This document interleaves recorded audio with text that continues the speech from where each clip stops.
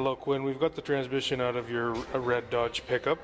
This is what it looks like when the transmission is all apart.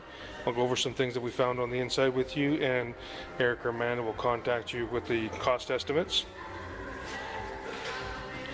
We'll start with the pan. Inside the pan, this magnet should be over in this location. We know the pan's been off, of course. The black material here is going to be clutch or band material, and there really should be none of that. On top of the magnet we have about 2 or 3 times the amount of metal we expect, but again, this pan has been off, so there really should be very little material there. The sun shell, the camera may be tougher to pick up, but right this edge here there's quite a bit of wear. So there's lugs on a drum that contact right there, and so this sun shell has too much wear in that location, so the shell should be replaced. That contacts these lugs here on the drum. So this is the front clutch drum. The band goes around that. This is our band for second gear, and you see how there's pieces missing out of it, and the lining is black. It should be a light brown color. There's an updated band that is a dark green color, but this band has been slipping and flaking off, so that's why there was no second gear, is this band. And that band wraps around this drum here, and what's happened is that the band has caused a lot of heat generated here. The seals inside here are going to be hardened up, and we physically are not able to get this drum separated from this one. This should slide right off. There are clutches inside that are similar to this, where you've got splines. So you see where my thumb is, there's splines. That should allow this drum to just pull straight off, but we physically are not able to actually separate these two pieces. So this drum is going to be bad. This drum, the input shaft, we can still change, but these pieces here should be able to become detached. So this is the overdrive direct clutch. It looks okay. Our overdrive sun gear is quite pitted. The camera's not going to pick it up, but where my finger is, there's some pits there, and so this gear is going to have to be addressed. The overdrive Torrington bearings, same thing. The camera's probably not going to pick it up, but there's lines that are going this way, and so it's starting to pit, so these bearings are going to get worse down the road.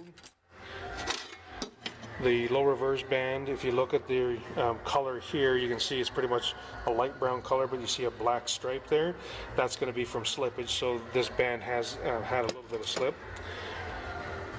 On the manual valve, the transmission was hard to get out of park, where you have to actually tug on the shifter, and what ends up happening is this ball wears inside this bore, and the ball ends up going sideways like that.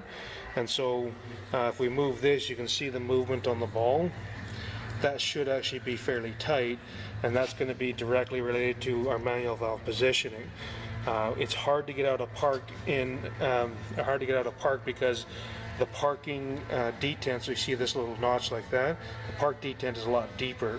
So this wear, the ball ends up going over to the edge and won't actually slide back to get out of park. But once we address that by boring this out or putting in a longer bullet that's not a ball, it's a lot longer, that should address that problem. If we're doing a recondition, we would replace this manual valve, we would replace the pressure regulator valve, which is in here, and our solenoid switch valve is here, with some updated parts. And on this side of the valve body, we've got the governor solenoid. You can see the metal that's stuck on top of there. It's got a magnet inside of it, so it's going to attract the metal. This OEM style is prone to sticking, so there's a better style that we can put in place of it that's made by BorgWarner, and it's about 15% larger. It's actually larger, looks different, so that's a better part. The transducer tells the computer what pressure the governor solenoid's producing, and it's somewhat prone to problems, so on a recondition we would replace it, on a repair we would reuse it. The planetaries themselves, I think they looked okay. So there's our planet gears there. They're going to be sitting inside these other gears. And the planets themselves, I think, were fine. We have to wash everything up still, but at this point we think that it's fine. The pump itself, we're going to have gears that sit inside there. It does look fine, so we've got to clean it and then measure our pump gears to pocket and make sure their clearances are good. The rear clutch discs, the steel plate should be a nice uniform color. There's a little bit of heat showing here. You see that stripe going around there. So this clutch has been slipping a little bit. What's happened is the filters partially restricted. And this one is our overdrive clutch. It's a dark green lining, and this is what it should look like. That the steels look okay, the discs look okay, so there hasn't been any slippage on that clutch. So the big things are going to be related to the band is going to be the reason why there was no second gear. That's caused too much heat here. This drum we're not going to be able to use because we can't actually detach it from the rear clutch drum.